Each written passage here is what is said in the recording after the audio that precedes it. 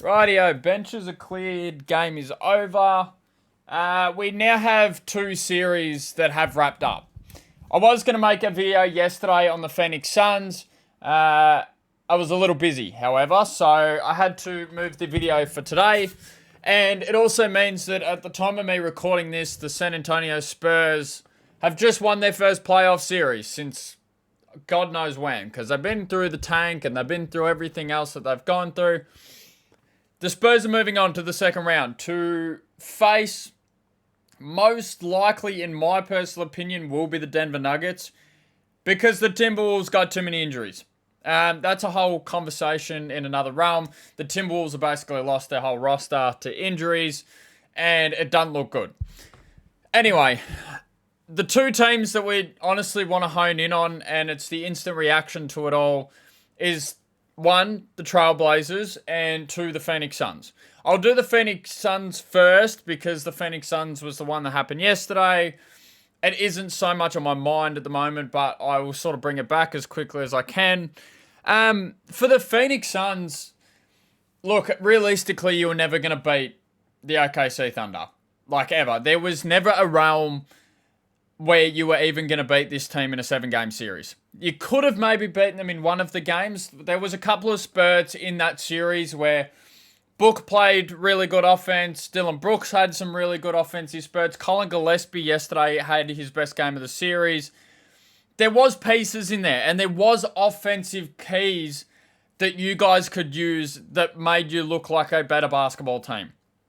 However, OKC are arguably the best team in the world.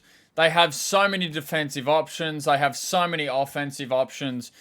It's just insane. Like, you guys were never expected to win this series. You guys were without Mark Williams for the whole series, pretty much.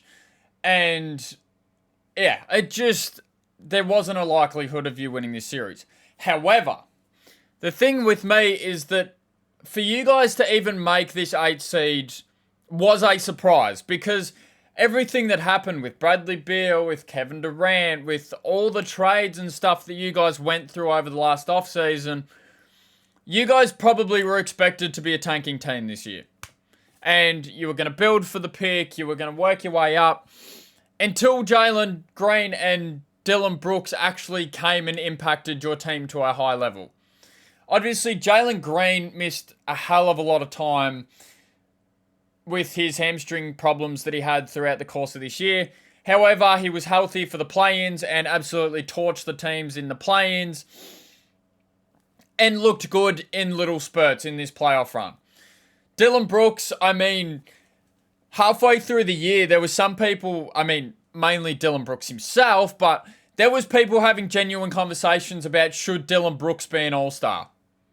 Like, I never really expected that for Dillon Brooks. Like, Dillon Brooks, hell of a role player. Obviously, we know the antics with Dillon Brooks, the on-court and off-court stuff. Everything that he talks about on a day-to-day basis. I appreciate him as a basketballer, and I watch him as a basketball player. All of the media stuff I kind of just push to the side. Because I personally am a very big advocate for players being able to be themselves and to give their own slice of themselves to the league. However, he says some mind-blowing things, so I just push it to the side and don't worry about it and just take it off face value of who he is as a basketball player. And this year, he proved a lot of people wrong. He showed his offensive game. He improved his offensive game a ton. The three-point shot, he's decent at getting to the mid-range now. He puts his head down, gets to the bucket without fear. He is a great piece for your future. If you're looking to keep him on the Phoenix roster in the long term and build off that, or you're looking to move him on again, he has definitely increased his value over the last 12 months. Coming out of the Grizzlies, people would argue that Dillon Brooks was basically unplayable in some parts of some series. And now, there is not a world where you keep Dillon Brooks on the bench because the fact that I could even say that he was probably their best offensive spurt in this series, in a series where Devin Booker is on the Phoenix Suns, blows my mind. because all things considered, I think Devin Booker had a really bad series. A really bad series and a really bad play-ins. Like, a couple of years ago, watching Devin Booker play basketball, and if I was watching the Warriors play the Suns, I was scared of Devin Booker. I was genuinely scared of him getting to the mid-range. Every time he caught it on the three-point line, I was worried he could get to the bucket. But I just feel like there wasn't a point in this series where I felt like Devin Booker really grabbed the game and took it on head-to-head for himself. Obviously, that can be a huge testament to OKC and how good they are as an offensive roster. But at the same time, it just doesn't really comprehend in my head that Devin Booker really just wasn't there this series. And he's obviously going to come back. I think he's one of the very few players that are going to stay in the same roster for their lifetime. I think he will be a Phoenix Sun for, unless he requests a trade at some point in time with everything that's happened, Devin Booker will be there for life. Jordan Ott as a coach, obviously it's his first year. To bring that team to where they were, I think Jordan Ott did a really good job, because we all know what's happened with the Phoenix Suns with head coaching jobs in the last couple of years. It just has not worked out. And I think finally you guys have actually found someone that will steady the ship for a little while. I think there's so many things to build on. You guys don't actually have your pick this year, I don't think, either, which kind of sucks a little bit. But at the same time, like, I think you can get someone sort of in that mid-first round that will impact the team. And it's just, yeah, it's all up to question. I don't think this is really a team for me that will build through the draft, because you can't build through the draft while Devin Booker's just sitting there. Like, the way that I see it, I think the Spurs is a big example of that. They built through the draft. They got their Dylan Harpers and their Victor Wembanyama's and their Stephon Castles. They had the structure built through the draft, and then they went and got De'Aaron Fox, who De'Aaron Fox in this game just had a magnificent fourth quarter. I really can't fault it. They brought him on after all the drafting was done. I feel like at the age that Devin Booker is, you can't just have Devin Booker standing there and slowly building his game style around all these rookies. So, for me, the Phoenix Suns, I don't know what happens next. Obviously, you might want to hit the trade market, see what Mark Williams' value is, because although Mark Williams was really good for you in the regular season, big bigs these days tend to have injury problems. And Mark Williams, being a dominant force in the paint, is liable to get injured. Jalen Green, I don't know what his value is if you look at shopping him in the market. Because to be completely honest, I think if the Phoenix Suns want to restructure this, get Devin Booker back at the two-guard spot. I think that's the biggest thing I can point for this team at the moment, is get a true point guard. We know that they tried it a couple of years ago with Tyus Jones at the point guard. But we all know where Tyus Jones is now. And Tyus Jones is sitting at the end of a bench somewhere. So I think if you want to spend that value on Jalen Green or Dylan Brooks or Mark Williams or someone like that, go and get a true point guard that can feed Devin Booker. Because this team went to the finals with DeAndre Ayton, who everyone says DeAndre Ayton, everyone has their own things to say, but Chris Paul was on the roster. And they had a true point guard and Devin Booker at the two guard, and look how well it worked out.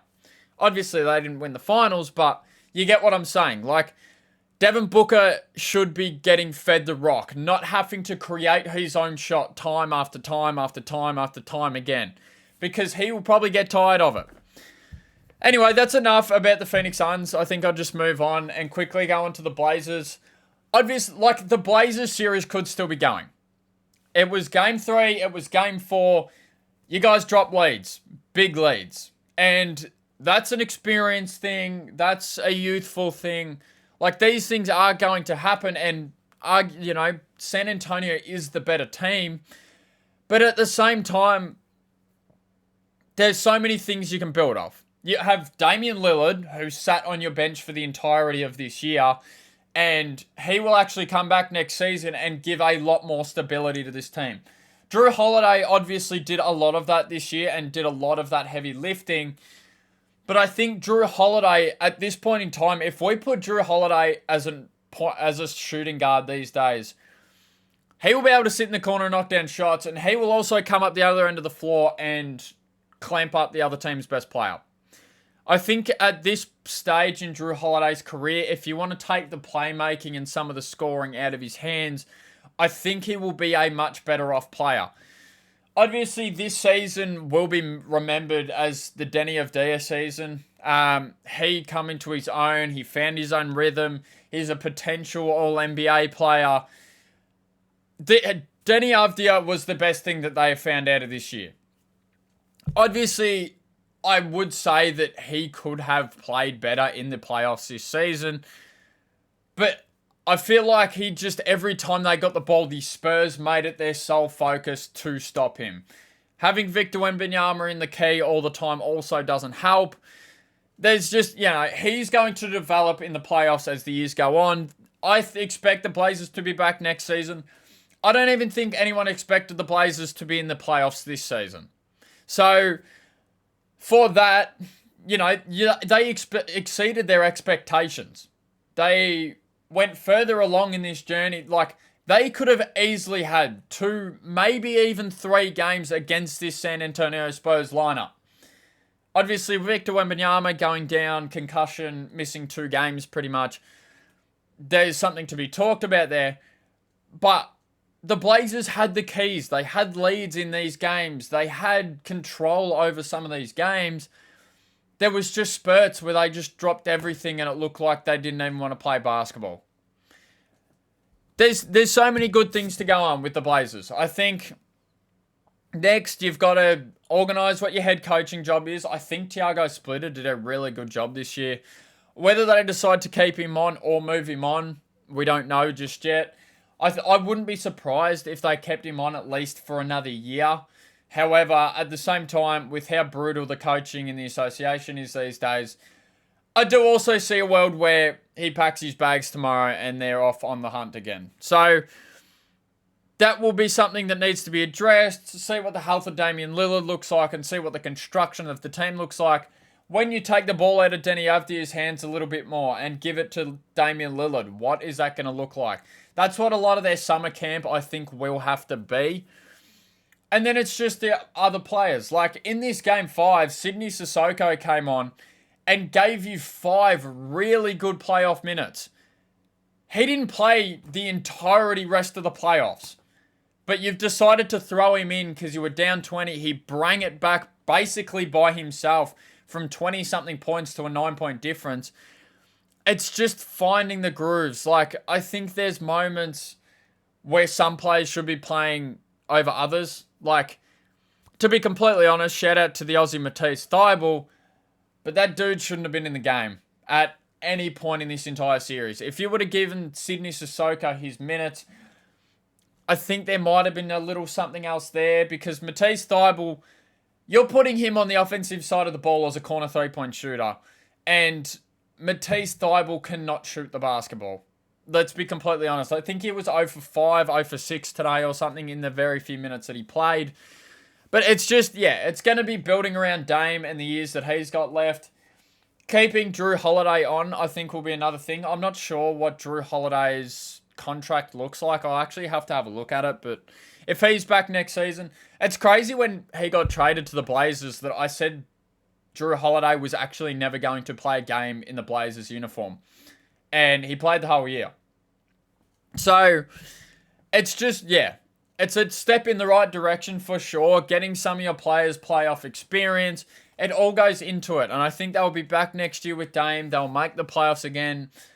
The construction is there. The building blocks are certainly in place. You just kind of have to figure out a couple of little things to make it work. And really find your groove. That's basically it. That's all I have for you guys. Shout out to the Spurs and Timberwolves or Nuggets next round. And also OKC.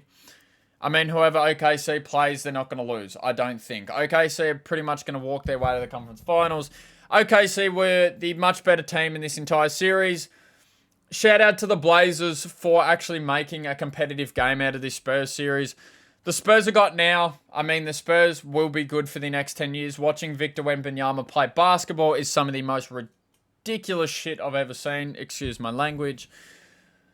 It just, like, some of it is just mind-blowing. The way that he maneuvers to the bucket, the way that he moves for someone that's 7'4", some of the block shots that I've seen, he's blocked one shot over the top of the backboard. For one, I don't know why you're spiking it towards the ring, and second of all, I don't know how you like get on the trajectory to push it above the ring. It just, it's insane. Anyway, that's basically all I have for you guys today. I think I am trying to make these videos when teams get eliminated. That is the biggest thing. Like, these long form videos will come when teams get eliminated. I might have to make another one of these videos tomorrow, depending on how the Lakers and Rockets game goes. But we will see what happens. Thank you guys so much for the continued support on the content, on the shorts. I'm pumping out the shorts pretty much every game that gets played. I'm trying to create a short about it and briefly talk about it with you guys, just to keep you guys in the loop, keep my brain moving, keep my presentation going. But yeah, thank you guys so much for watching. If you made it this far, if you could like and subscribe, that would be absolutely awesome. Thank you guys so much for the continued support. It's absolutely awesome. I love interacting with you guys and all that sort of stuff. Continue the comments. I try my absolute best to get to all of them. I'm pretty sure I do get to all of them. I just sometimes I definitely read over it and like it, but sometimes the responses can be a bit few and far between. Anyway, thank you guys so much. I will see you guys maybe tomorrow on this song form. Thank you guys so much, and I will see you guys tomorrow. Thank you.